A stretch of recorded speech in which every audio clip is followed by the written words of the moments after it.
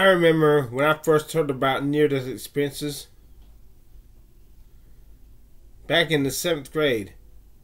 I wanted to have my own. I even was praying that get to die and have my own near-death experience. Even asking my grandma, who was a godly woman, to pray that for me. She said, "Pray what?" She wasn't for that. She said, "No, you don't need that."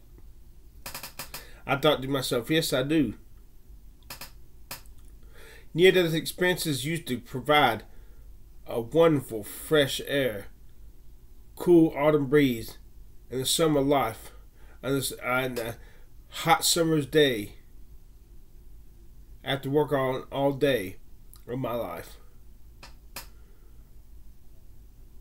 They provided comfort to me that yes, there was life after death, that death was not the end, and that yes, God loved me, and that maybe I'd go to heaven. I remember them doing that when I was 14, 15, 16, 21, 22, 20. But alas, now I found out the rest of the story, as Paul Harvey once said. Near-death experiences do not fit together to form a bigger, more complete picture of the big picture. Instead,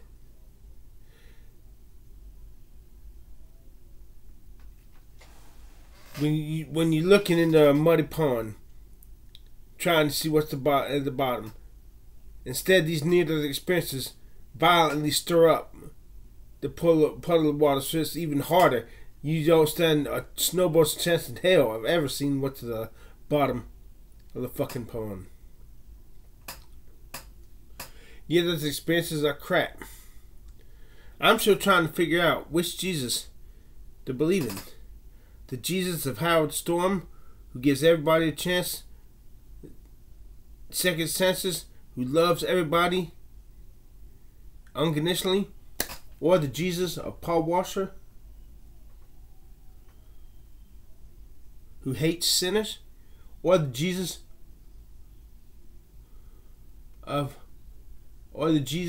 who J. Harold Smith, who has 3 deadlines, and if he crosses one of those deadlines, you'll never find God. It doesn't matter. It won't matter how much you plead and pray and beg God to give you one more chance. You will never find God. They can't all be right, but maybe they can all fucking be wrong. Look, even if I had my own near-death experience, I'm not gonna truly believe it's real. I'm gonna have my doubts. At least when I get back, maybe even while I'm having the near-death experience. Ain't that some shit? Look, until I see my consciousness demonstrated, alive and well, while looking at my body, while the brain, while it is a skeleton with the bones of my skull crushed in, I will not believe. I'm gonna take the Thomas approach. Oh, I'm gonna believe in my head that there's life after death, but my heart will never take it in fully until I see my consciousness demonstrated. While the body has rotted away, at least the brain has rotted away. At least the brain has been chewed up by a fan.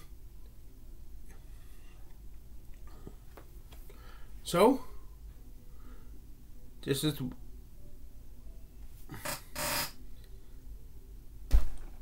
why give a damn. I just want to do just enough to get by the freaking skin of my freaking teeth into heaven. Because what if it's not true?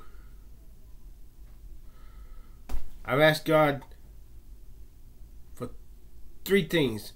There's 2 things He has not given me. Until He answers my prayer, fuck Him.